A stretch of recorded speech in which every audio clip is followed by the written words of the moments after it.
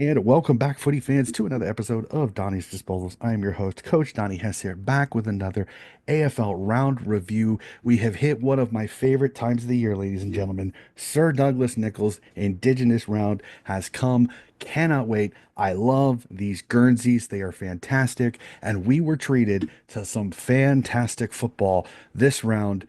Maybe not as entertaining as the last week, but it's very, very difficult to get that. And joining me as my co host for this particular round, a very good friend of mine, somebody that has started a footy team at the collegiate level over here in the States, which is fantastic. We have PJ from the University of Cincinnati footy team. PJ, it is great to see you again, sir. Thank you for having me on, Coach. Always a pleasure.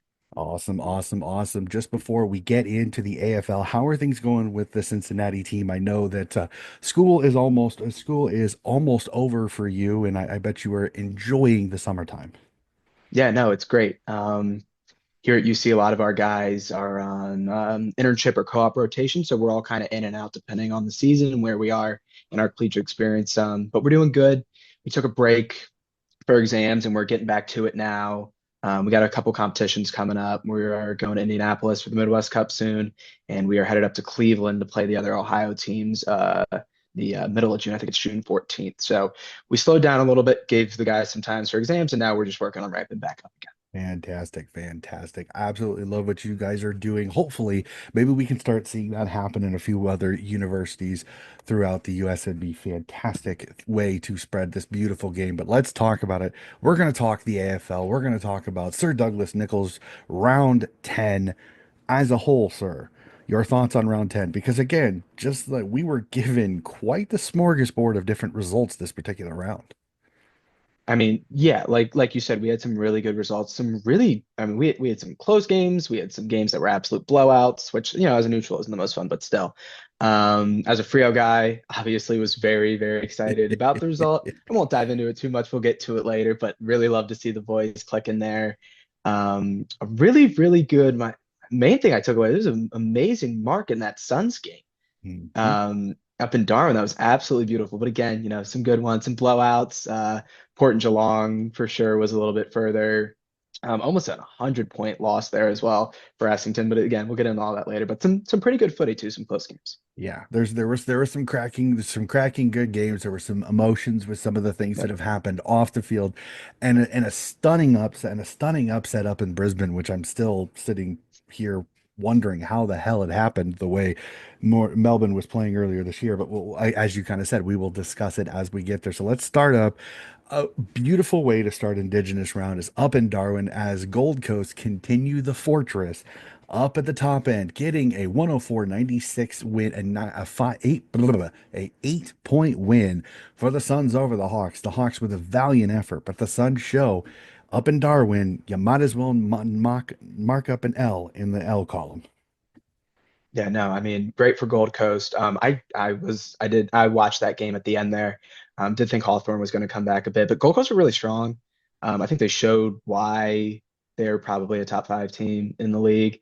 Showed why they're maybe not one and two favorites to win the grand final, but they're up there for sure, top five, like I said.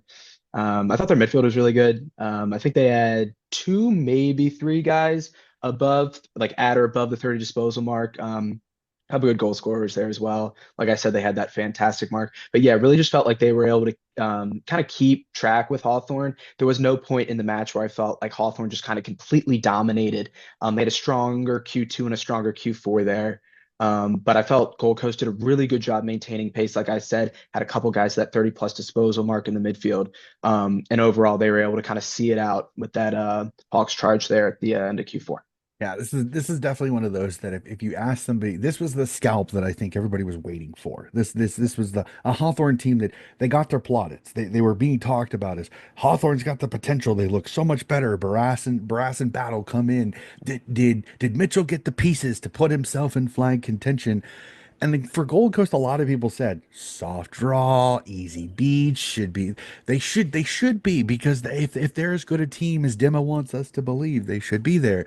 As I've said in a couple episodes, I think Jamie Noble and Dan Rioli have been the perfect signings for this particular team because they've really unlocked the abilities of this Gold Coast team. Bailey Humphrey up front has looked fantastic. Ben Long, who I believe is the one that had that amazing, amazing. Mark, as you said, has been one of the best forwards in the entire competition statistically.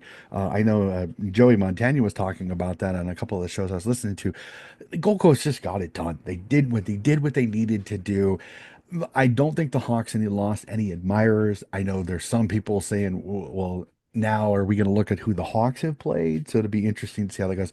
But this was the scalp Gold Coast needed to kind of become legit. There were still questions. Are they fully legit? I'm still going to sit on the fence just the tiniest bit on it because they still haven't faced the cream of the crop, and when they have Brisbane, they got smashed. So we'll see. Wait till they play the Collingwoods. I want to see how they do against Collingwood because if they're legit in competition in that, maybe who knows? Maybe they might be a top four side. It'll be fascinating to watch that. But incredible game by Gold Coast again. The scenes up in Darwin were magnificent. The people absolutely were. The brown and gold was everywhere. To see Cyril Rioli watching a Hawthorn game was fantastic to see that. That was the vision of that was absolutely magnificent. We jumped to the SCG where I know the old ball coach's heart was warmed happily as the Swans find a way to get it done by 16, 78-62 over the Carlton Blues. This was a roller coaster for me. And again, I'm invested in it. But for you as a neutral, when you saw this game, your thoughts, because really, the Swans really never had a lead until the fourth quarter. Yeah, I mean, you took the words right out of my mouth. I was going to say, it was that pretty exciting charge at the end there. They were down quite a bit at the end of Q3, from what I remember. Not Mhm. anything too crazy, but it was definitely double digits. I think maybe around the 20 mark there. So, I mean, that was a pretty good comeback. Again, just a really good case of, the mark of a good team is not only being able to like hold pace, but then really kind of put pedal to the metal in those big moments when you need to. And that's exactly what Sydney did here. The game was never too far out of reach for them. Yeah, like you said, they were down pretty much the whole match. I think maybe even the whole match until Q4 when they really turned on. I think they had 5 goals or something like that. Mhm. But yeah, I mean, just a good performance from them. And again, like the good team show that even when they're not playing at their best, that they can kind of hold pace. And then when that moment arises for them, that they can take that moment and really go through with it. And I think they kind of showed that here. Yeah, definitely. Seeing Isaac Heaney go 38, and I agree with what some of them said, is if he was accurate, this would have been one of the most all-time games ever. 38 disposals, he goes 2-5. But if Yeah. he kicks 5-1, 6-1, I mean, people's going to be talking about it in the lore forever. And he was absolutely incredible. Him and Chad Warner both had incredible games. I thought the defense was pretty well again, missing some of the people that they were, with Melican being out because of the suspension. I know there's a couple of suspensions that come out of this game. I know Armadi, I think, is three, and Justin McInerney also got 1 game suspensions, which is a little frustrating, especially with as banged up as the roster is. But crossing my fingers, potentially the return of Captain Cal Mills, which would be fantastic for this team, and maybe even a Taylor Adams to come back in, some veteran leadership to come into this team, knowing that you still have a Tommy Papley and an Errol Goulden potentially to come back after the bye. So if you're the Swans, this levels you. If you're the Carlton Blues, this is an absolute killer because you started to get some momentum, and again, you flat spot in a game you probably should have won statistically. If you look at it, you should have won this game, but execution didn't go through, and they kind of once things kind of started going on them, you could kind of see the visual white flag by this team late in that fourth quarter, which kind of stinks because this team is too good. If you look at it on paper, this Carlton team is too good for this particular result, especially the form that Sydney has been playing in. So I'm 100% with you. Swans get a win. They're going to thank their lucky stars. Carlton have got to be kicking themselves because this is 4 points they really needed to kind of kickstart them back up the ladder. And they stumble again. So we'll have to see. Can Carlton get their what together and maybe start to get their season back going? Or it could be a long season for the baggers for sure. So an absolute cracker. We moved to the MCG. I loved this game. I really wish it would have went just the tiniest bit as Collingwood get the win over Kuwarna. If I butcher this, ladies and gentlemen, please, please, I'm sorry. I'm trying to be respectful of this. So if I butcher it, I apologize. Collingwood get the 10-point win, but the Crows definitely did not lose any admirers. They played an incredible game of football. I think the one worry for me is did they go in too tall in a wet weather game? Yeah, I mean, nothing really stands out too much for me at least. When it comes to like an individual player perspective, it kind of just felt like Collingwood played like the better team. From what I did see though, I know they had a good amount of highs 12. I think they were 11-12 on the day. Um, score maybe could have been a little bit higher. But again, nothing crazy. Both the Diakhouses played pretty well. Yeah, neither of them scored a goal, but they both, I think, had right about at the 30 mark at disposal, which is pretty good. And again, nothing too crazy for me. Like you said, it was a wet game, different circumstances. I think Adelaide could have won. I don't think they were out of their element in here at all. I mean, I agree. they kept it to 10, but I think Collingwood did show why they were the better team. But yeah, I mean, I'd love to hear what you have to say on this. No, I just in wet weather games, it's a lot harder to mark the footy, and sometimes, and I get it. I mean, the Crows have been really, really good this year with the three-headed monster of Tex, Phil Thorpe, and Fogarty, and all three have played fantastic. None of them have really had bad games. They've all actually really worked really well together, and sometimes three talls doesn't because you get multiple guys going, but they've kind of fit out this system where one goes deep, one goes up the field for the first mark out of defense. The next one is that half forward, and then the third one is the full forward. And they've been able to kind of work it out perfectly to where they haven't gotten in each other's way. They really haven't messed up any rhythm between the two, and they're able to find each other because Yes. Tex Walker is one of the best field kicks in the competition. I'll argue with anybody that sometimes, a lot like Buddy Franklin, is that just because they're a goal kicker doesn't mean they can't kick and be a good field kicker. And that's what Taylor Walker is. He's an incredibly good field kick on both sides of the foot, despite being a little bit weaker on the left foot. Riley Thilthorpe looks like Hulk. It's insane how big that guy got. If you look at the pictures when he was drafted and look at what he looks now, I mean, Barry Bonds eats your heart out. I mean, it literally does. He looked like he got blown up. I mean, he literally is the Hulk. But Thilthorpe has been fantastic. Fogarty I think is starting to catch his groove. He really looks good. I think he had four in this particular game as well. The Crows lost no admirers. It's not easy to go to the MCG and beat the Pies. The Pies are back to what they were when they won the Premiership.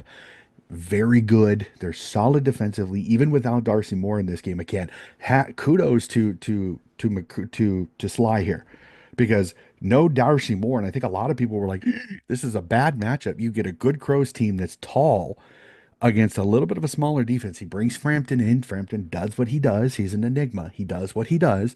Braden Maynard has a good game. The defense did what they needed to do, and their offense and the youngsters, both the Dacos brothers, Josh and Nick, both played fantastic. The ageless wonders that is Steele Sidebottom and Scott Pendlebury, again, continuing to play fantastic football. And then their forwards, they're just incredibly tough to guard because they're all quick. They're all very agile and they work really well together. I mean, Bo McCreary goes through the middle a little bit as well. Bobby Hill, if you're one on one with Bobby Hill, you might as well mark up the goal because it's going to go through because he's going to figure out a way to do it. Jamie Elliott is the same way. So I kind of look at this. I kind of look at this performance by Adelaide and just go, man, you guys did the best you possibly could against a really good Collingwood Yeah. Magpies team. And again, it maybe in a dry weather game, maybe it's a little bit different. But the Crows cannot hang their heads on this one. They played a fantastic game. The Pies just they executed where they needed to on this one. So again, I'm not down on the Pies for losing. They lost by 10 at the MCG. That's an accomplishment for some teams. Does it suck because they have been playing so well? Yeah, I don't think any Crows fan will sit here and go, "This is an honorable loss." No, they're probably pissed because they wanted to win this game. You want to bring down the Collingwood Magpies a little bit, but just didn't happen. But I still think there's a lot of good coming out of South Australia when it comes to the Crows in this one. So this next one, I'm not sure what to talk about more. The scoreline, because of how shocking it is, as the Geelong Cats absolutely smash the Yartapuulti, the Power, 115-39, a 76-point win. But for me, sir, the thing I wanted to talk about is this was hamstring destroyomania. Dangerfield, Bowes, Horn Francis, and Jones all in one game, all four go down with hamstring injuries. I mean, Wow. what are the odds of that? Like, I mean, and again, with these, you point to injuries for sure, as something that kind of changed up the game. With these big wins, it's for me at least, it's oftentimes pretty hard to kind of look at and just be like, what went wrong, right? When you're Exactly. losing Yeah. that badly, it's oftentimes it's just everything, right? From the defense to the disposals to the midfield to the offensive efficiency, marks inside 50s, like pretty much everything went wrong.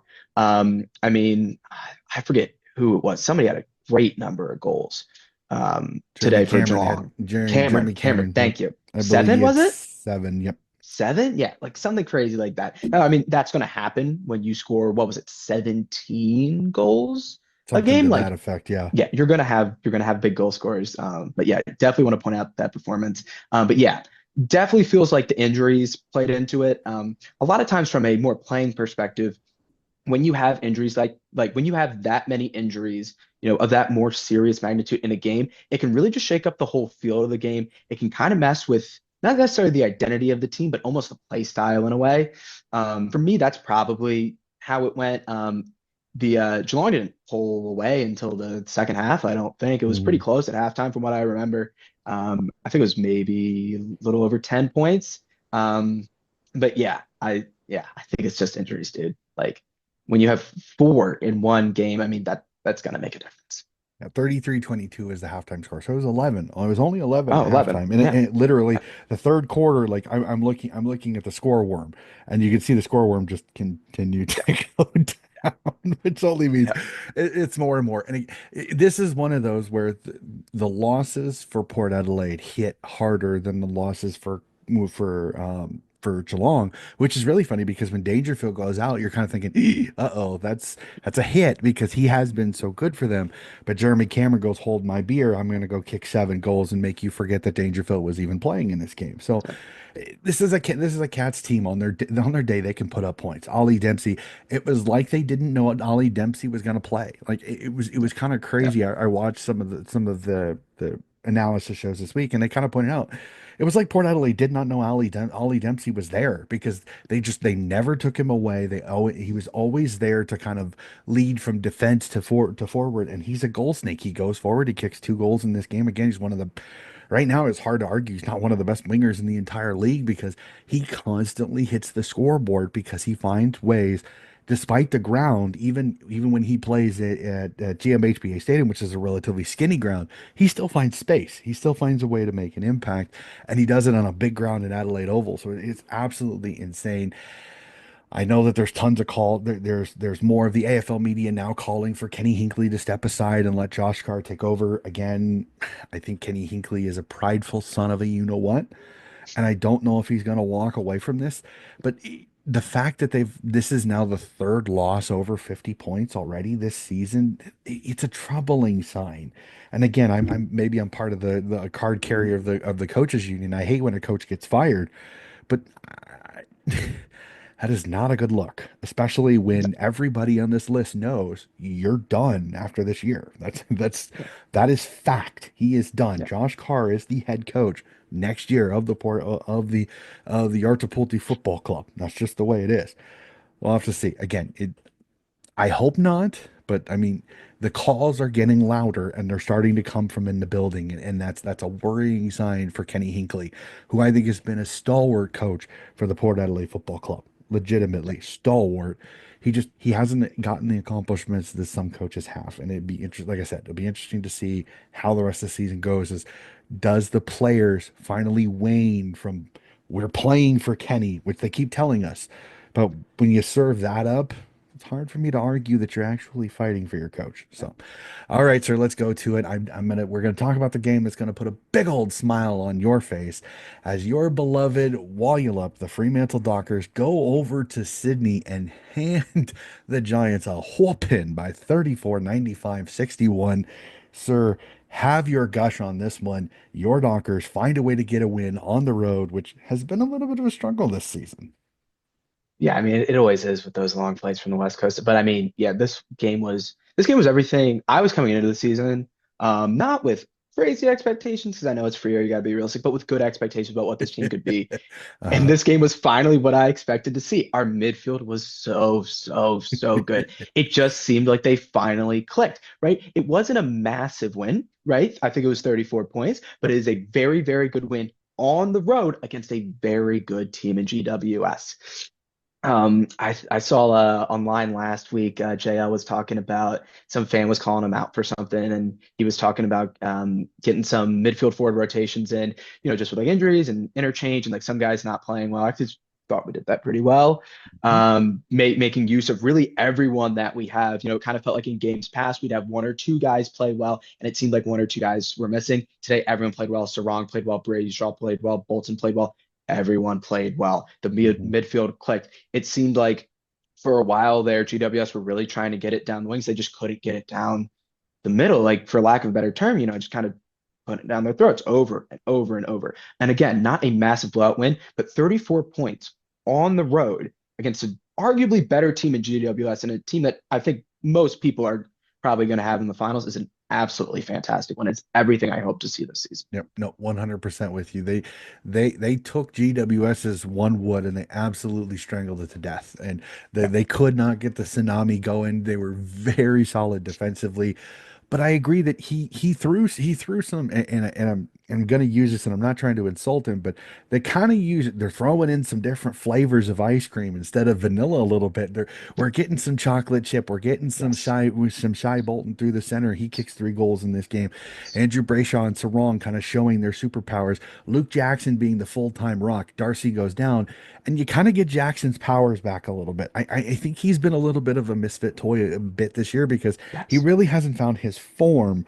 I hate agreeing with Kane Corns, but I agree. I think Luke Jackson just needs to be the man. They either need to figure out, do they want to keep Darcy or do they want to keep Jackson? They really can't keep both because I just don't know if you get the best of Luke Jackson playing him in a forward role.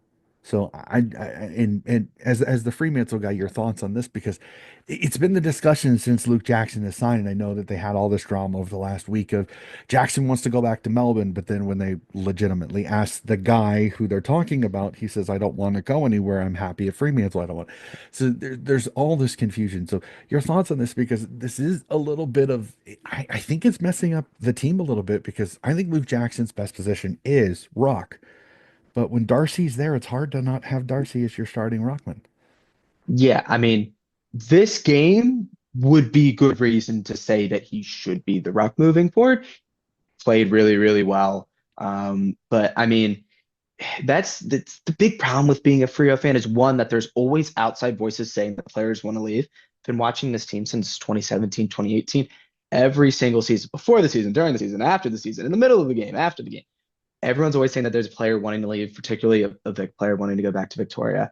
But I think he played really well. And again, this was kind of like what I talked about earlier with getting some of those rotations in, right? It's kind of hard to just say like, hey, we're going to rotate both guys in because they're rightfully so. A good player wants to be able to do his thing and be in his role. If we can find a way to maybe get a little bit of rotation in here. I think that's what's going to make this team dangerous, right? Because again, it feels like every game we have one or two guys missing because we have guys like Jackson that we're putting in the forward line, right? So if we can find that way to get some rotation in, I think so. Me personally, I wouldn't be surprised if he leaves at the end of the season, but like he said, he wants to stick around. How much of that is him just saying he wants to stick around because it's the middle of the season and that would be a weird locker room talk if you just told the media you want to go? Like not even the middle of the season, like towards the beginning of the season. So I he might go. It's hard to say at this point in the season. It feels like we have this conversation every single year as Frio fans. But yeah, if there is a way to get some rotation in, I would love that. I think that's the way this team should try to go. Like you said, get a little bit of those flavors in from everywhere. That's where this team is really at its best. Yep, no, 100% agree with you on that one. It's sounding a little bit like you're thinking this is a Dan Houston situation where he's saying he's staying to shut Yeah, people up, but yeah, really he went. I don't think he does. I just think the WAB I just think the W media is trying to yes, throw it at the wall per se and hoping it sticks. And when his agent comes out and he comes out both saying he wants to stay, yeah. I'm thinking the WA media is full of that's me personally. I don't think he wants. I don't think he wants to go. He's a WA boy. I think he wanted to be in their first place. It doesn't. it isn't a real good look that you leave Melbourne to go to Fremantle for then 3 or 4 years later to go back. It just Yeah. it's I mean almost sounds like a college kid. Mommy, Daddy, I didn't like college. Can I come back home and live with you? Like it just doesn't make a ton Yeah. of sense. So I don't Yep. think that's really what's happening here personally. I think Luke is going to stay. Like I think Sean Darcy's probably more likely the person that maybe gets shipped out. He is a Victorian, so wouldn't be surprised. That would make a little bit personally, it would make a little bit more sense with me. And I think Luke Jackson almost brings them a little bit more depth because he does become a mid. Once the ruck tap is gone, he becomes very much a fifth midfielder. And Yep. that's really scary when he's 6'6" and extremely athletic. And most rucks are big, lumping ruckmen. They're not usually super athletic. Him and Tim English really are this kind of mold of that quicker, more agile ruckman that you see the Tom DeConing at Carlton, Rowan Marshall a little bit with a little more size. You're starting to see this change in ruckman specifically because of guys like Luke Jackson that are super athletic. So I don't know. I think Luke stays personally. I don't think he goes anywhere. I think it's a little bit of the Yeah. media storm. Yeah. There's WP always media that game. sometimes can Yeah. annoy me because they kind of grab onto something like a bone and they Yes. won't let it go. It's the same thing Yes. with like Harley Reid. They're obsessed with this young man Yes. Yes. having yeah, it's just absolutely It's insane. just, yeah, it's the whole, and it's just because they know they can sell the story of a Well, player wanting to leave and Fremantle because it's a it feels like we two-team see that every town. year. Yeah, and Yeah. it's a two-team Yeah. town. Yeah. It's like Adelaide has the same issue except for it just doesn't have the media. It doesn't have the media machine that Yeah. WA and Victoria have. Like Yeah. Sydney is a two-team town, but Sydney's NRL country, so a lot of the Yeah. Sydney teams there isn't the controversy. You don't you hear it about in Victoria, you hear it in WA, you kind of hear it a tiny bit in South Australia. But the northern teams, you just don't get it. So it is kind of it's the monster sometimes when you're the only thing in town, Yeah. especially out in Perth. So I get it. So Yeah. I really want to go quick on this next one because I don't think Yeah. there's much else we can say besides Yeah. Western Bulldogs good, Essendon not so much. 127 to 36, a 91-point win by the Doggies. I mean, the Doggies literally took Essendon behind the woodshed Yes. and whooped them Yeah. down, including Bailey Dale almost getting 50 Yeah. disposals in this game and hitting over 1,000 kilometers in meters gained. Holy crap. Yeah, I mean, like I said earlier, it is really hard to kind of decipher these big blowout wins, right? What went wrong? Everything went wrong, right? I mean, with the Bulldogs, like they did a good job of spreading the love. I think they had 10 plus goal scorers in the goal kickers, I should say, Yeah. in this game. So like that was maybe one thing that kind of stood out to me about something they did really well. They didn't have somebody with a 7 goal game. I think the most anyone had was 4. I think Riley West Riley had West, yep. 4. Yeah. Um, but yeah, my one thing with the doggies, and I'll make this quick, is just like we were talking earlier about wanting to see teams play better opponents. Bulldogs have played better opponents and they haven't won yet. And like you look at a game like this, and like I'm not saying Essendon are the best team in the comp or anything like that, but a big win like this and a really, really just like all around really good performance. I mean, you have a guy who's almost 50 disposals. You're now thinking this team is going to push on, but it feels like when they've played better teams, they haven't been there. So I'm really interested to see as the season goes on, are they just going to keep beating up on the teams kind of like below them? Or are they actually going to start competing with and beating? Because they've had some like close games with better Hmm. teams, but they haven't gotten across the line yet. So I'm really interested to see as the season goes on with the Bulldogs.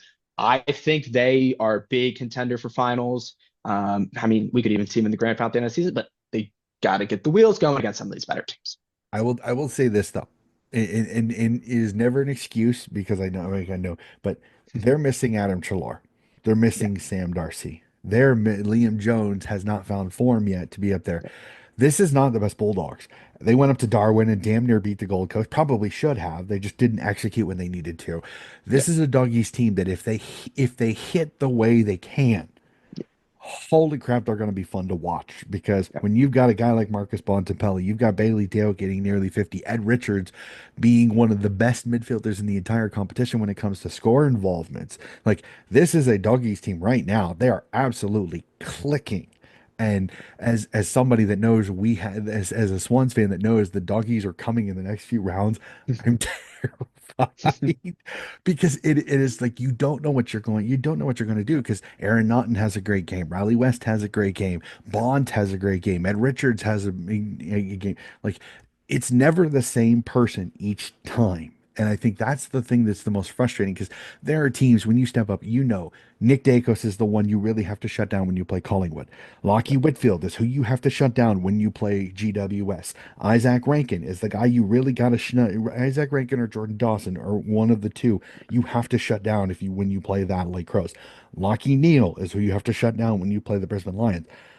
With the doggies this year, it's like, okay, somebody shuts down Ed Richards. Well, then Bont, Libba and Aaron Naughton go nuts. Okay. And the next game, Libba has a quiet game because Libba kind of gets taken out. But then Bailey Dale, Adam Trelaw has the one game that he comes back and Riley West goes nuts. Like they're getting impacts from multiple players. So they Yep. really are kind of a dangerous team because again, they're not even full strength. Trelaw still isn't back. Sam Darcy sounds like he's going to come back and world record be with after many people thought he was done for the year after an ACL, and it was just a really big sprain that's probably going to last about a month and a half. I mean, Sam Darcy's still to come back, and there's no defender in the league right that was stopping him at the time. Yeah. He was marking everything. Yeah. I don't know. I think this Yeah. is this score is almost a little bit of is that the doggies just kind of they bullied the Essendon Bombers in this one, and the Bombers just kind of rolled over early and just never really fought back. And this is a Bombers again that there have been question marks the entire season because they have games where they look really, really good, and then they have a game where not so much. So I don't know. Is this the doggies' dominance, or is this an Essendon team that still is too Yeah. damn inconsistent to really know what we got? And I think that's the kind of frustrating thing with them. So we jump to the Sunday slate, and the MCG gives us an absolute cracker. I know these were two teams towards the bottom of the ladder, but damn it, they gave us a good damn game as the North Melbourne Kangaroos get a 4 point win over the Richmond Tigers, 78-74. I'm happy for the Roos fans. There was elation when they get this win.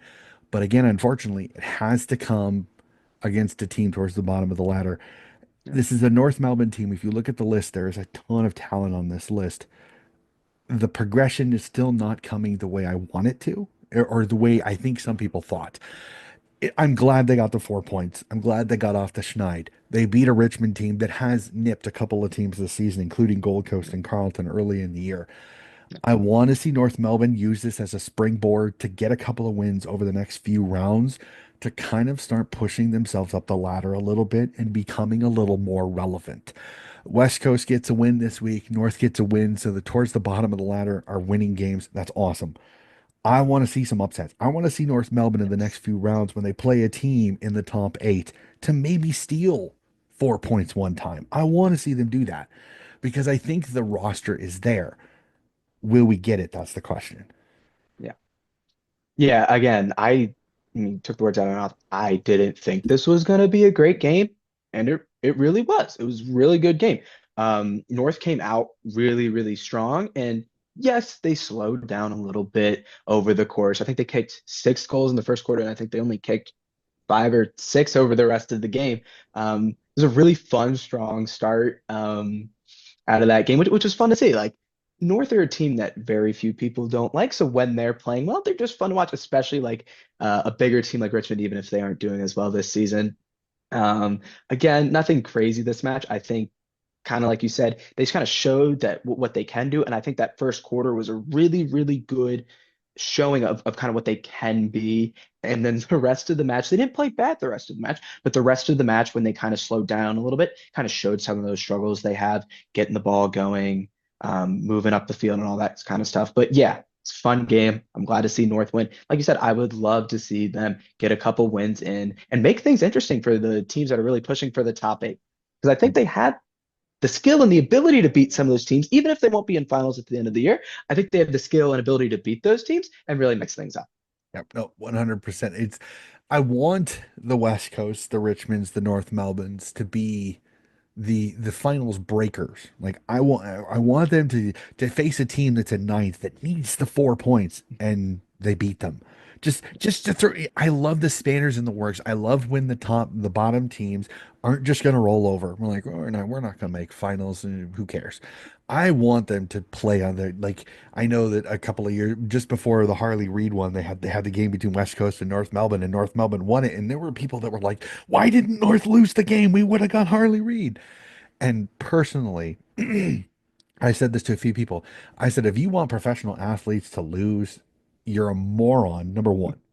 And number two, I don't think anybody in that North Melbourne change room cares because here's the thing that 18-year-old is probably going to take one of your jobs, and they're not willing to lose their job to some 18-year-old high and mighty kid. They're not going to do it.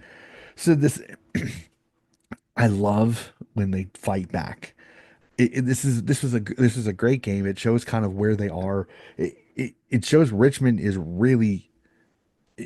a fun team because they scrap. They get after it. They are not just good. They're not just going to go, well, nobody expected us to win, damn it. No, they've come out with a chip on their shoulder and they get after teams, and I absolutely love it.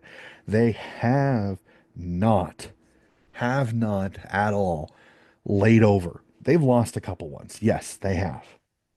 But holy crap, have they given us some great games. This was a fantastic. This shows the future of the AFL. This shows the future of the AFL because you've got so many of these young talents. You've got Lawler, you've got Sheasel, you've got McKercher, you've got some really good, solid young talents on both of these teams. This was a fun game to watch. Like I said, I wish both these teams can throw some spanners as the season goes on. I really, really, really do. So, speaking of spanners in the works, this is a great transition for me because I went into this game thinking, okay, Brisbane, GABA, home, easy, done, over. Naarm, Melbourne this year has been eh. They haven't convinced me. They've been playing well, but they've been beating some teams they probably should have. And boy, was I shocked when I woke up on Sunday morning and found that they had won by 11, sat down, watched the highlights, and man, it's great to see Melbourne embrace present day footy. Thank you, Simon Goodwin, for finally joining the party of present day football. And it's fantastic. Like I love this. Like the top of the table team gets a stunner at home after getting stunned the week before by North Melbourne in a draw. This is great for the competition. It brings the competition closer together. I hate when it gets to the point where there's 2 rounds left and the final the playoff teams Yep. are already set. One of the most Yep. boring things in the world Yep. is when it's obvious.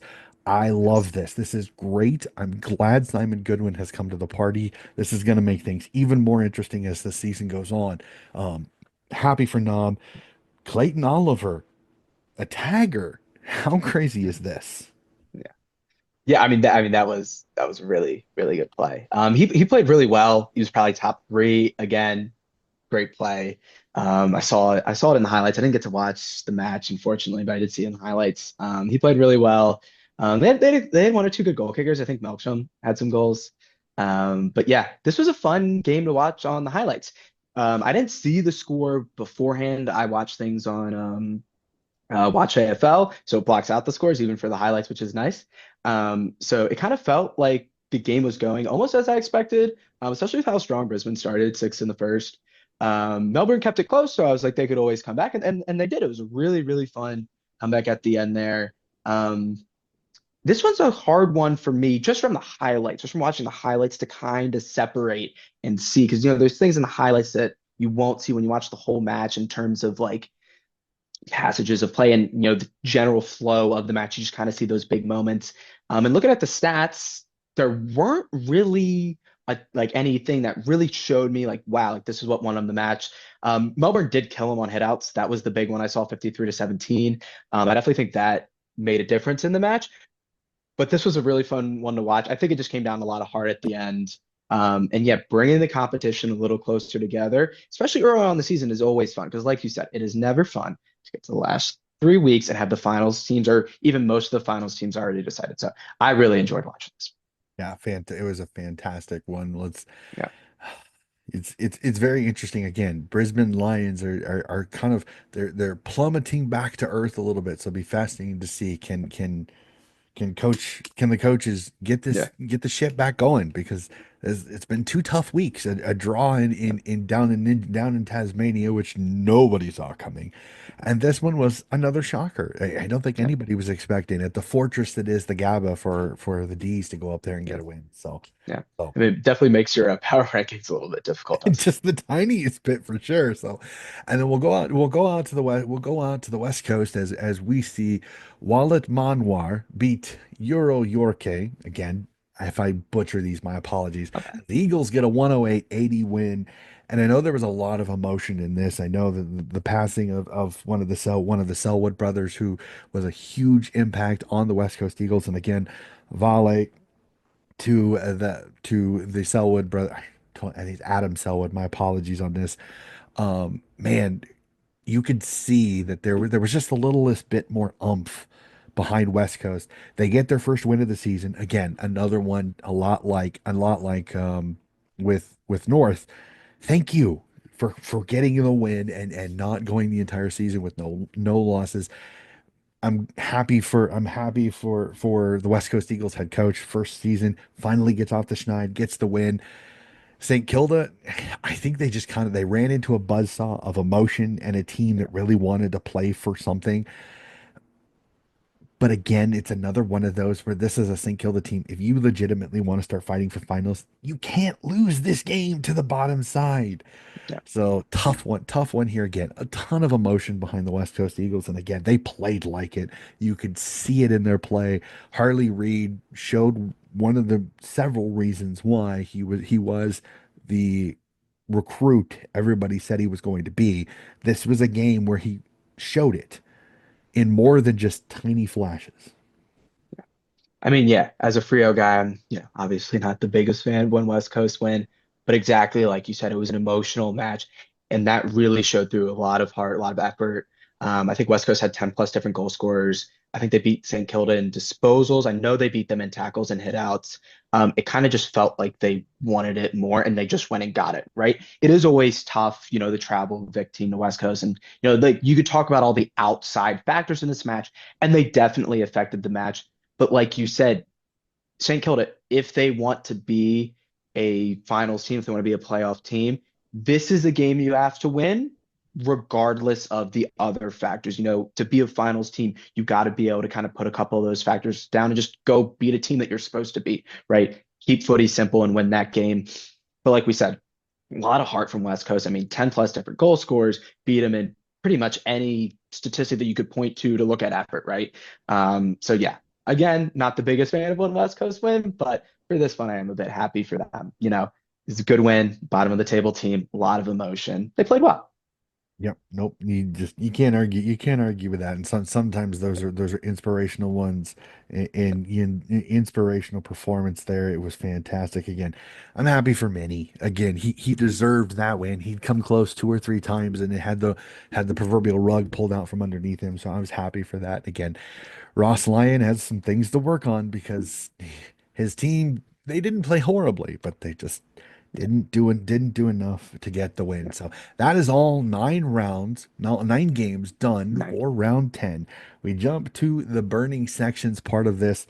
And PJ, I don't know how much you pay attention to this, and I know that I've 90% of my X timeline is footy stuff. So I had this shoved down my throat for a week, and it's really annoying that controversy after controversy after controversy just seems to be plaguing AFL House because this last week we saw the AFL we saw umpire gate because I know that they had the Lockie Schultz situation against Fremantle where Schultz was clearly knocked out and the game still proceeded around him while he's Yes. sitting there looked like a boxer who just took a right hook to the Yes. chin.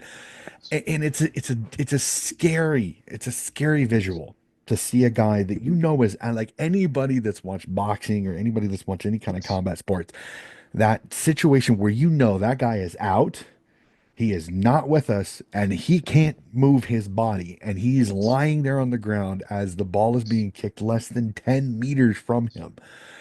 And then we had all of the storm that happened after that. First, AFL House comes out and goes, well, the umpires didn't know, which was fishy from the Yeah. start. But then the audio comes out, and then the AFL backtracks, and then they literally throw the umpires under the bus and run over them with smiles on their faces, and the umpires were pissed.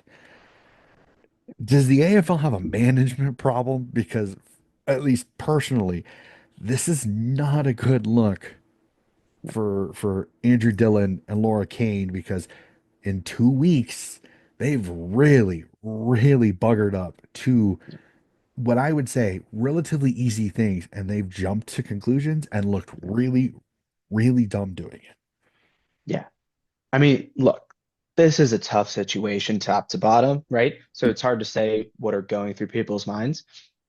But from a leadership perspective, it's not exactly fair to come out and say something that either one, you know is untrue, or two, you don't know to be true, right? Mhm. And then when you get called out for that, to then backtrack and throw somebody else who you were supposed to be representing under the bus, right? You could definitely say that, the umpire should have stopped it there. Umpiring's a tough job. I get it. I'm not going to get on them for that. You could say they should have stopped it.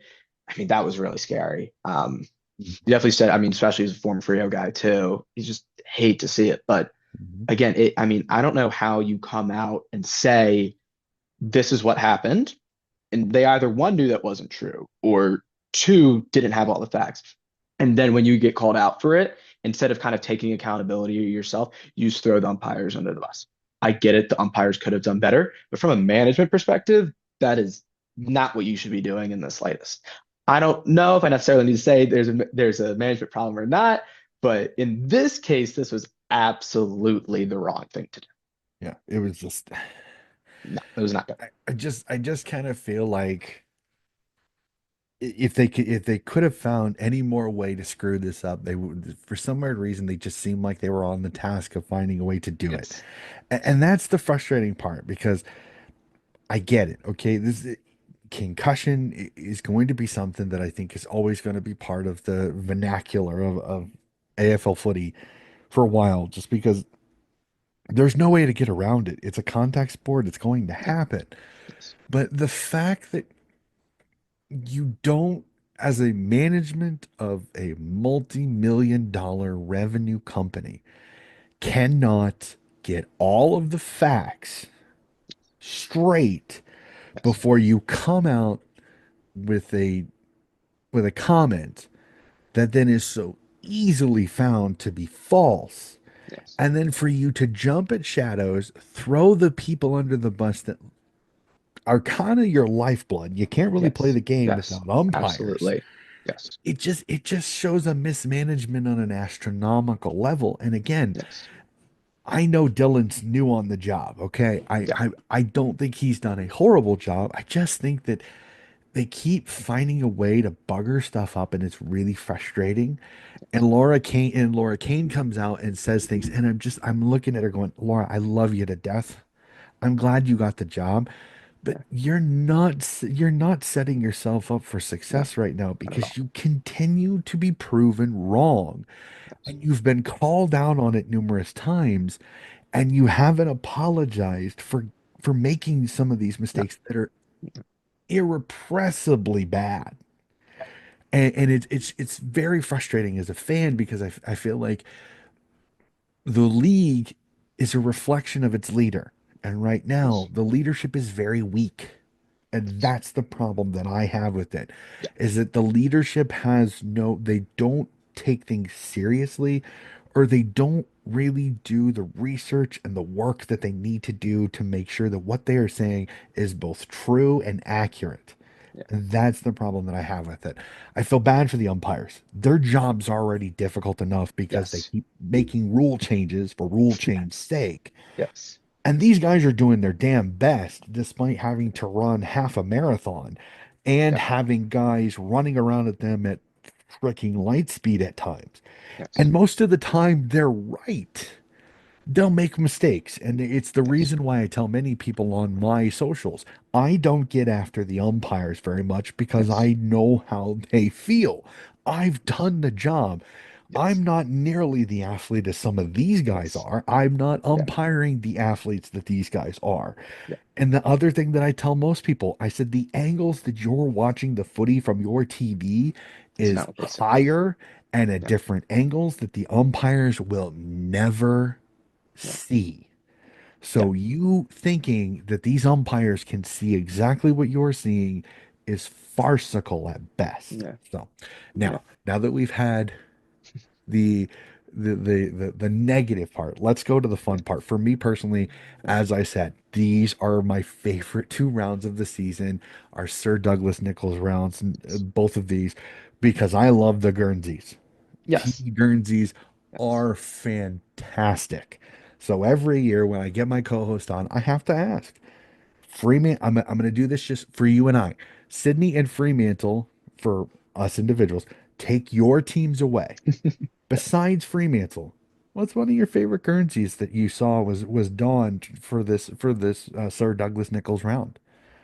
Yeah, I saw obviously, you see him come out on social media before. The one that I kind of liked was the Crows one initially until I watched the highlights. And then I really, really liked Hawthorns. Again, that color combination isn't always people's favorite, but I really, really love their Guernsey this year for the Sir Douglas Nickel rounds. Had like the two stripes down the side. The patterning was amazing. That personally, outside of Freo, which I will die on the hill that theirs are always the best. Hawthorns was definitely my favorite, and Adelaide I really enjoyed too. Yep. I'm one of those that I'll do two different categories. I love the doubles. I love Hawthorn and Yartapuulti, Port Adelaide, having two, having a road and Yes. and a home. That's Yes. awesome. Like I think that is fantastic. I wish more teams would do that because Yeah. not only is it great for your merch store, Yeah. but I think it's just really, really cool that you have that ability so that you don't have any clash jumpers. For Yeah. me, I love that. I love Kuwarna. I love Adelaide. I think that it is just so stunning. The color scheme is So good. fantastic. Yes. Again, GWS's is also good. I know as a Swans fan now, like GWS, it is a fantastic it is a Yeah. fantastic jumper. There isn't a bad one, legitimately. Like I have not seen one that I was like, no, like Yeah. legitimately like them. I like them all. I think they all have such Yeah. great color schemes. So many of these are done by such amazing indigenous artists, including Yes. some of the players. Yes. I think Ryan Mansell from the Richmond Tigers did the Richmond one. So Yeah. to see these amazing artists and to see their art being displayed is fantastic. The Yes. footies are even specially done, which I Yes. know my footy that I have up here, my yellow footy is an indigenous round footy. I Yeah. specifically bought it that year because I wanted to get one because I wanted to have that connection on that. Again, I always fly the old Black Swan indigenous Guernsey. I Yeah. always have it in the background of my podcast because it's still one of my favorite Guernseys I've had the ability to have. Yeah. So yeah, so for me, Adelaide was my favorite. I think that Yes. it's a fantastic one. I almost have a little soft spot for West Coast just because of all they went through. I think their Guernsey, Yes. the Yeah. Eagle is Yeah. stunning Yeah. on that. So again, there is no bad jersey. There is No, no they're bad all good. jersey They're all either good. because they all Yeah. have such a great story usually Yes. behind them, which is fantastic. So Yes. now we'll have some fun for you because I always end my burning questions with my co-host. If they have a team, Yes. I'm going to let them talk about it. So, as the Knockers man that you are, can this team make a run and make finals? Or are you worried they fall a little bit short because of this little bit of a slow start to start the year? Am I worried that they will fall short? Absolutely. I'm definitely worried about that. That is a chronic problem at the Fremantle Football Club. But do I believe in this team? Also, yes. And I don't need to dive into every little thing I said previously, but I feel like kind of what I said about that win that they had this week is kind of why I believe in this team, is because when you have that midfield going, and when you are properly utilizing your players, like it felt like they did with Jackson better this week, this team is really, really, really good. Now, we have some really good teams in the competition this year, right? Are they, top three, top four? I don't know. But I definitely, definitely believe that they are a top eight team and they should be a top eight team. Now, will they be a top eight team? I don't even want to say yes because then I feel like I'm gonna jinx it. Um, I think we have Port this week is our next one. I know we'll talk about those later, but I think we have Port this week. I'm really interested to see how we do. We generally play well in the Sir Dallas Nickel round, so I don't think I think the result was maybe a little bit surprising, but not necessarily unexpected. I don't think people were like super surprised by a result this week. Definitely a pleasant surprise, but I don't think it was a too much of a shocker. But yeah, I think like we talked about earlier, if we continue to use our midfield well, we continue to have a good rotation of players, especially with our forward into our midfield. 'Cause it almost feels like at times we have kind of too many midfielders, rucks almost rostered, and we don't get to properly utilize everyone because of that. So I think if we could really find a way to rotate guys in, because again, right, it felt like pretty much every game I had one or two guys that played really well, and we had one or two guys that either weren't showing up or weren't properly being utilized. And that's a tough thing to do. I'm not trying to say that it's an easy thing to do. It's a really tough thing in footy to do to properly utilize all of your players. But I think if we can keep doing what we did this week, get some good rotation in, stay healthy, this is a team that fingers crossed, should make finals.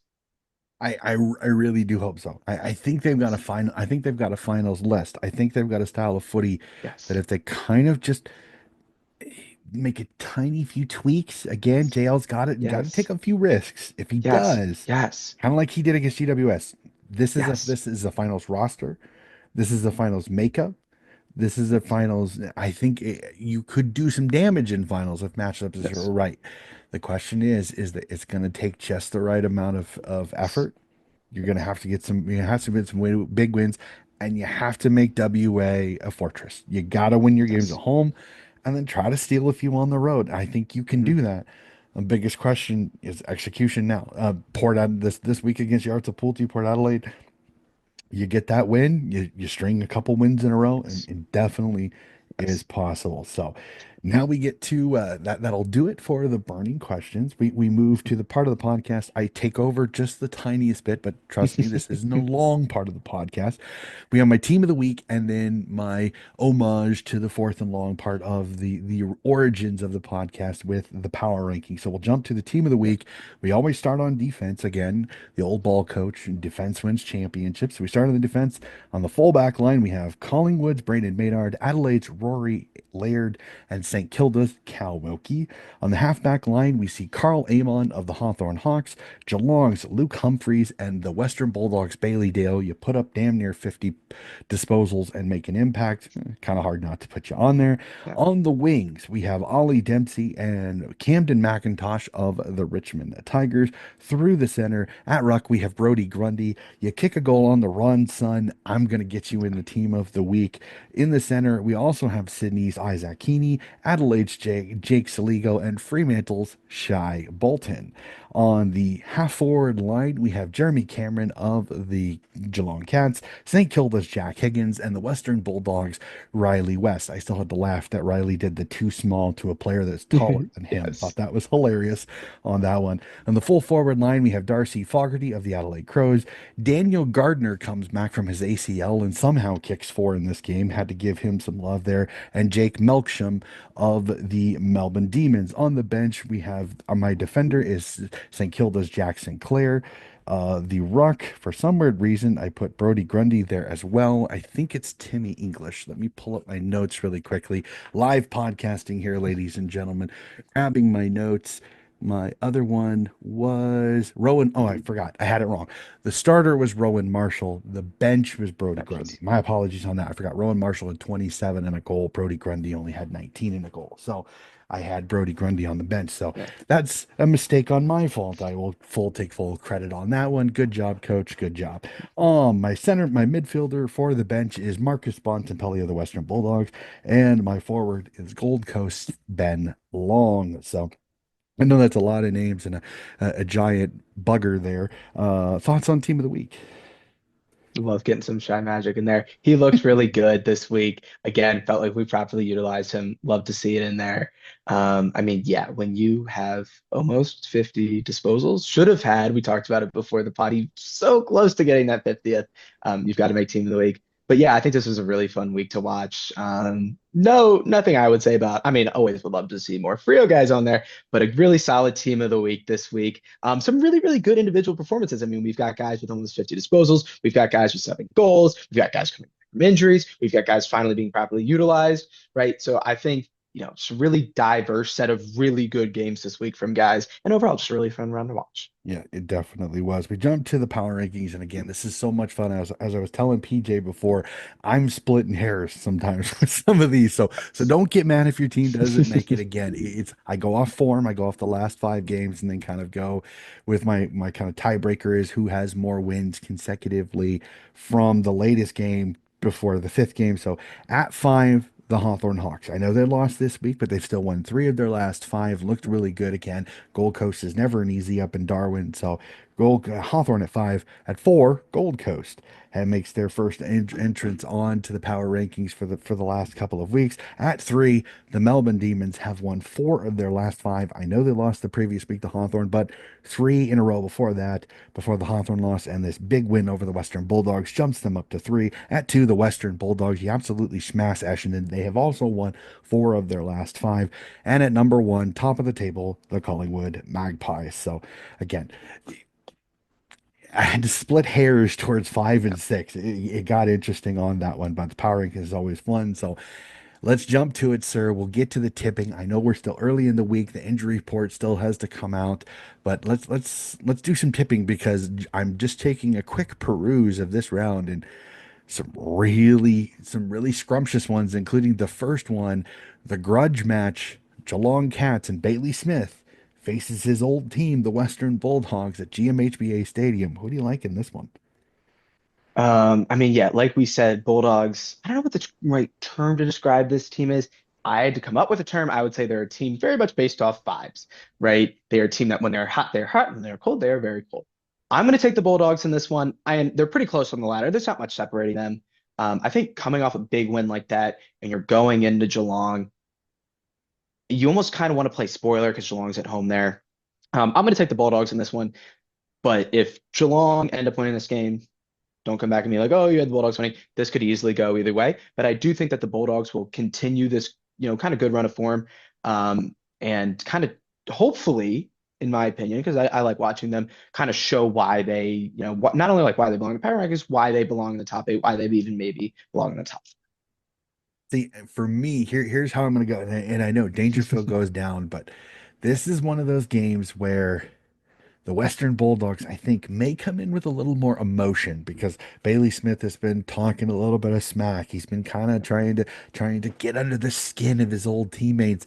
And I think sometimes that can take your focus away. The game is also down at GMHBA Stadium, which is very hard to do unless you're GWS for some weird reason. I'm going to tip the Cats in this one. The Cats at home, they play Okay. really well Yeah. at home. They're starting to get a few people back. I know they're losing Danger and Jed Buse, but they're starting to get some of their back line. Their defense is a little more healthy. They don't have to worry about Sam Darcy, Aaron. The dangers that they could have faced, they're avoiding a tiny bit. But the thing will be is that can they take Bont away? Will you see a blitz on tag on Bont, somebody that's similarly in athleticism and skill when it comes to defense? So I'm going to tip the Cats in this one. It's if this was at Marvel, if this was at the MCG, I might be tipping the doggies. But being down at GMHBA, the Cats just they protect the cattery really really well. So I'm gonna tip the Cats in this one. But this is a dandy Thursday night footy. Cannot wait to get up to watch this one. I think this is an intriguing one.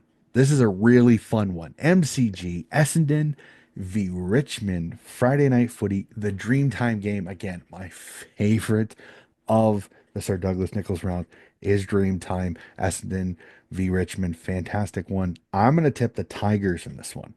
This is a Don's team that got smacked around. Their confidence is low. And this is a Tigers team that honestly, I think they took a little bit more positive momentum out of that North Melbourne loss than any team that you'll see because they gave it a crack. They're always giving it a crack. And this is an Essendon team absolutely ripe to get beat in this situation. As I said, a team trying to fight for finals, and a Richmond and North or a West Coast can be an absolute pain because They have nothing to lose. I like the Tigers in this one. I'm going to tip an upset. I like Richmond. Nice. Nice. I am going to take the Bombers in this one. We go opposite view again. No, I don't think I looked head of the pod about kind of what some other people are saying. Some people had the Bombers up big. I think somebody had them up 25, somebody had them up 30. Um, Bombers, in my opinion, are a little bit of a better team, a little more complete team. Absolutely terrible, terrible, terrible showing this week. But I think when you have Dreamtime at the G in this round and everything that's around it, that almost could be enough to kind of re-rally you enough, right? Like Mhm. regardless of what happens on the training ground, right? Having a big game like this and a big round like this, is that kind of enough just to get you yourself? I saw Richmond's short came out again. He's in and out. So for me, I was pretty on the fence about this one. That's what kind of tipped me. I could definitely see this going either way. Regardless of what happens, we have two really, really good matches to start this week. So I'm really excited for this one. Yeah, no. The only thing that makes me a little concerned is Noah Balta is out because of his sanction from the New South Yes. Wales court where he cannot be outside of his home past 10 Yep. p.m. to 6 p.m. So that hurts him a little bit defensively, and I believe Lynch is hurt as well. Okay. But again, there's something about this Richmond team that I don't think they're going to take it. They're gonna take their lumps, but they're gonna get after it. And I think this is a prime setup one. So tip in Richmond, but I agree with you. Absolutely classic one there. Let's jump under Marvel Stadium, under the lid. A fascinating one because two teams right now are not playing really good football. Carlton, GWS in this one. I'm gonna tip the Blues, but I have like no confidence in either of Yeah. these teams right now. Yeah. Yeah. I'm beyond. This is a tough one. From my heart, I kind of want to go GWS as a Frio fan, not always the biggest fan of Carlton, and do a bit of a soft spot for GWS. Both teams got injuries, both teams are playing well. I do think that if we're looking big picture, I do think that GWS are a better team than Carlton. And so just because of that, I just think the overall, like both teams have injuries, both teams have been playing well, but I just do think that overall quality that GWS has is gonna push them. I will go opposite again of you here. But I wouldn't be surprised either way. And this is definitely not a game I would place a bet Our tipping gonna be fun this week. For me, it's on. just the thing that concerns me with GWS is they've had trouble with clearances, and Finn Callahan is out Yes. with a shoulder Yeah. injury. I Yeah. should know. I have a fantasy footy team, and Finn Callahan's been playing really well for me. And when I found out he had a shoulder injury, I was like, I was Yeah. not happy. And I think this is like the worst possible game to lose one of your best Yes. inside midfielders. I know Tom Green Yes. is a beast. That's great. But when you're facing Crippa, you're facing Walsh, and this Carlton midfield, it's a little concerning this is the particular round that they lose Yeah. Finn Callahan. So that's Yeah. kind of my thought process. And again, who knows? Again, you have Lockie Whitfield back there. The Giants defense, I think, has been playing really well. Sam Taylor, who does he take? Does he take Kerno or does he take Mackay? And then does Buckley then take the other? Or do you see maybe a Connor Iden take the other, so then Buckley is loose? Again, the matchup fun. I think the magnet matchups between these two coaches is going to be fun. Do they throw curveballs? It'll be interesting one to see. The next one, this one is I cannot believe how awesome this one's going to be. Hawthorn v Brisbane, MCG, both coming off a loss, both coming off a little bit of a shocking loss. Brisbane going down to Melbourne. Be interesting on this one. Who do you like? I like Hawthorn. Um, I believe in Hawthorn a little bit more than I believe in Brisbane. Um, it, for me, it's hard to separate them and say why I believe that. It might just be kind of like a vibe thing just from watching them.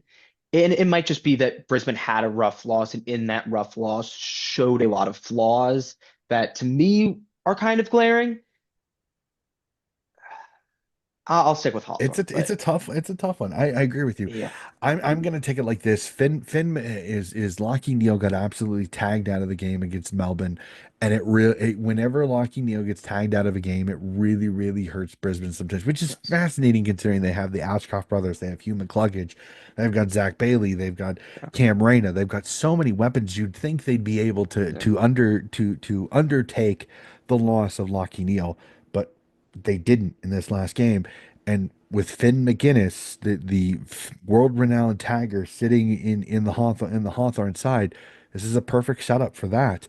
I think the way the Hawks play, their movement, their ball movement, I think is going to give a pain to Harris Andrews because could you see a Jack Gunston or a Mabio Joel play a defensive role in Harris Andrews, a lot like what Jake Melcham did with Melbourne last week against Harris Andrews. And if you take Harris Andrews out of this back line, they become a lot weaker. They're not as strong if Harris Andrews was let off the chain to intercept Mark and to kind of control the back line. Sammy Mitchell is a crafty coach. I think he's going to come up with something. I'm with you on this one. I like the Hawks in this one. Primarily MCG, Brisbane on the road, and B, I think they've got some of the kryptonites to the Superman of the Brisbane Lions team on that one. So a rematch from last year that ended in controversy, and I'm crossing my fingers that we hope we don't get controversy, but I'm hoping we get some fireworks just like we did last year. North Melbourne, Collingwood, Marvel Stadium. I'm tipping the Pies, but damn it, I'll be barracking for the Roos because how awesome would it be for the competition if the Roos at 17th knock off the Pies and we have another double-digit team knock off the top of the table team in 2 weeks in a row? I mean, that would be a lot of fun. I mean, it. I'm with you. As much as I would love to see North win this game, I've got to tip the Pies. They're a much better team. They're a much more complete team. There's a reason why Collingwood is at the top. There's a reason why North is second bottom. Now, do I believe North are probably a little bit better than what their position shows? Yes, but I don't believe they're that much better to where I would tip them in this game. Again, the competition is a lot more fun when North is playing well, and the competition is a lot more fun when it is closer and when you've got teams at the bottom beating teams at the top. But I'm going to take Collingwood. For me, it's a bit of a no-brainer. You've got just a really complete team playing a team that, good win, definitely some bright spots there, things to build off of, and a team that could definitely get better as the season goes on. But for me, there's not nearly enough from North to take them to get another good win this week. Yeah, no, I'm 100% with you. Just on form alone, Yeah. it's hard to argue with it. But again, Yes. like I said, I will be tickled pink if I wake up on Saturday morning and tune into the scores and watch this and North find a way to win. I will be tickled pink with that. Again, I don't think I'm gonna get that lucky, but a guy can dream, okay? A guy can dream. So, a fun one for you. Optus Stadium is your beloved Fremantle or Walyulup face Yartapuulti, Port Adelaide in Optus Stadium, sir. Head versus heart. Can your Dockers get it done? Or is this one of those where Kenny Hinkley fires up his guys and gets a win on the road? The heart says yes, and to be fair, the head says yes as well. I'm not saying that Port Adelaide don't have a place in this game, and I'm not saying that when I see that score, I'd probably be able to watch it live. I'll probably have to watch it in the morning on the replay. And I wouldn't be super surprised if Ford ended up getting the win. But for me, this is a big match for Frio. You come off of a really good win against a good team where you finally look like you're doing the things that you need to do. You're at home. You're against Port, which is a team that you should beat, and a team that, from what I know, have a couple of injuries as well. This is it's not one of those season defining games. It's not even necessarily a must win game, but this is a game to really show why you should be an eight. And this would be a fantastic momentum build. I'm going to take Frio. I think they do well. I'll even take them by 20 plus. I'll take them by maybe 21.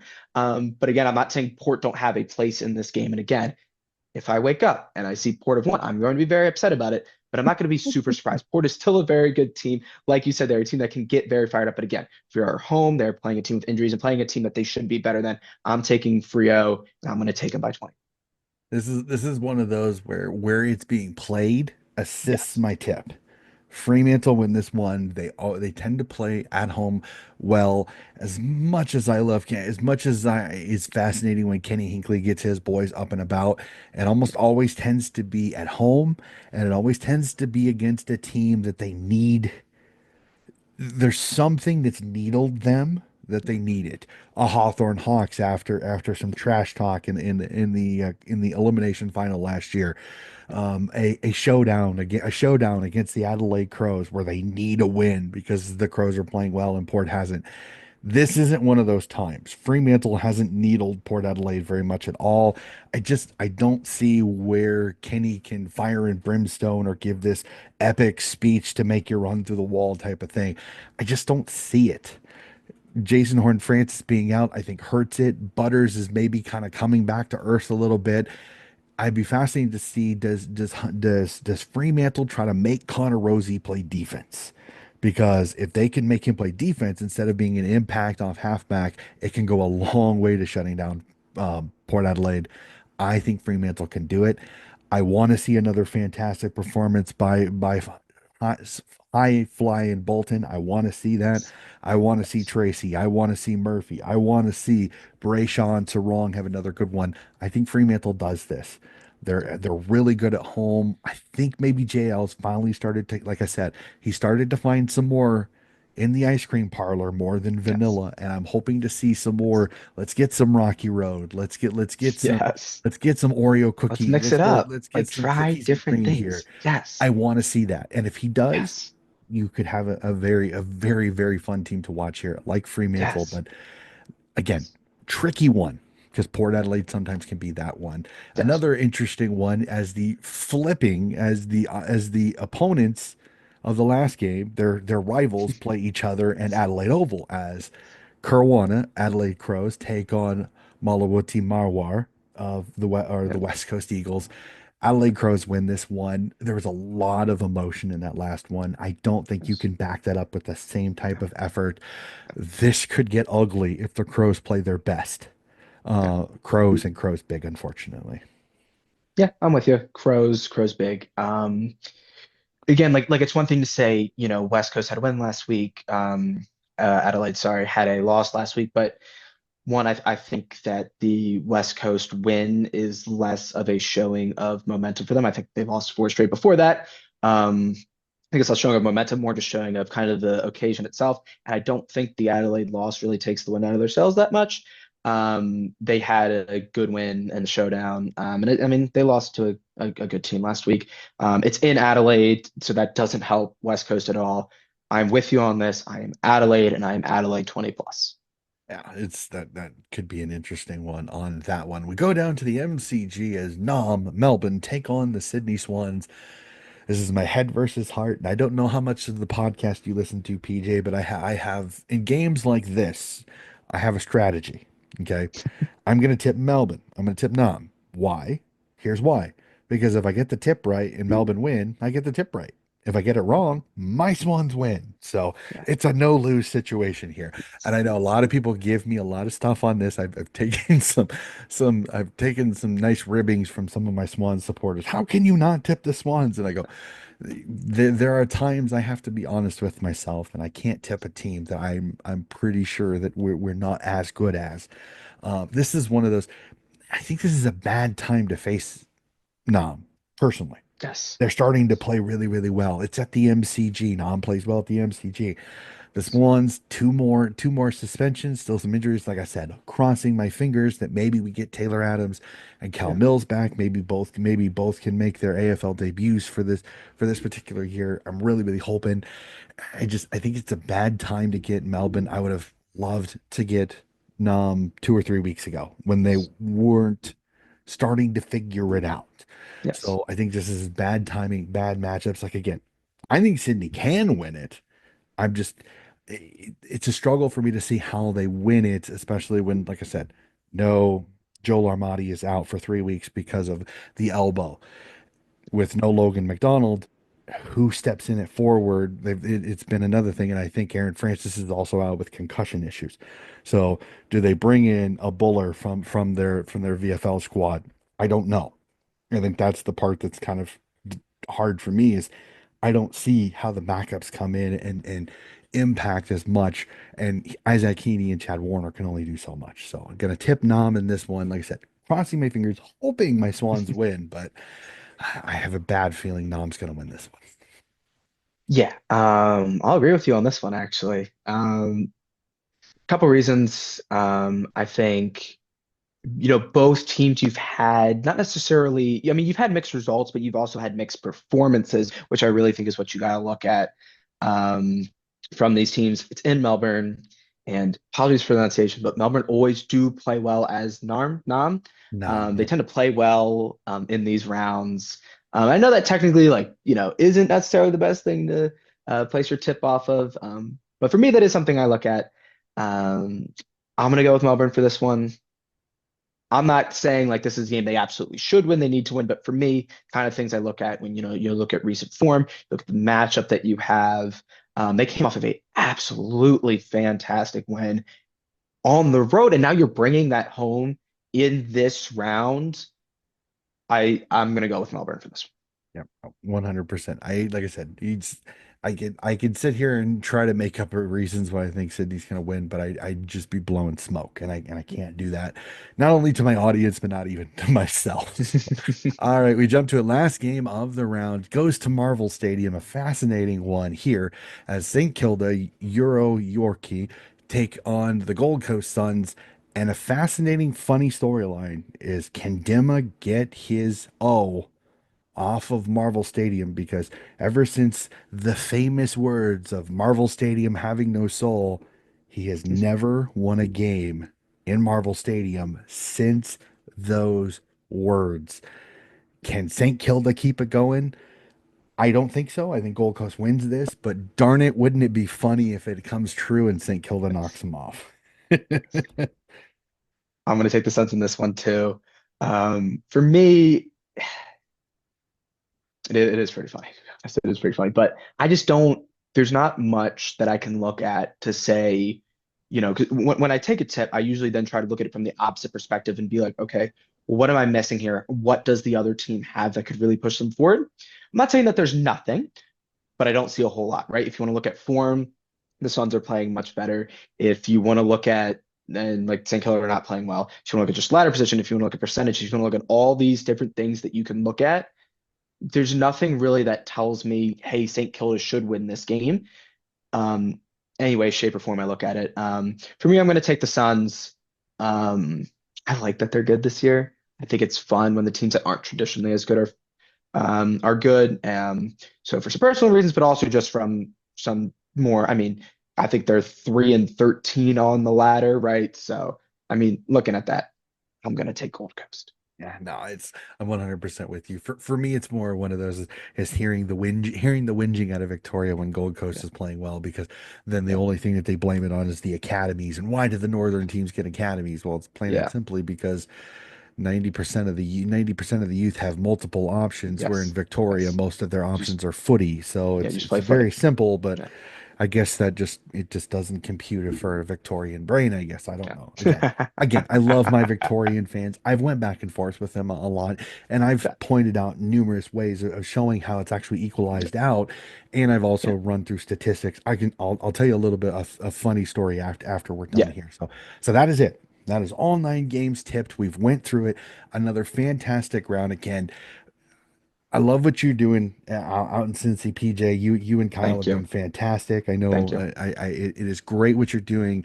I, I I would love the blueprint, because I'd love to be able to do it Yes, around here at the maybe Drake University here, or maybe even up at Iowa State, not too far from yeah, us here in Des Moines. It is fantastic, the work that you're doing. It's always thank fun to you. chat with you guys. Your footy knowledge is great to sit here and have a good fun conversation with. So again, I want to thank you for hopping on the podcast, and again, wishing you all the best of luck with the UC footy team.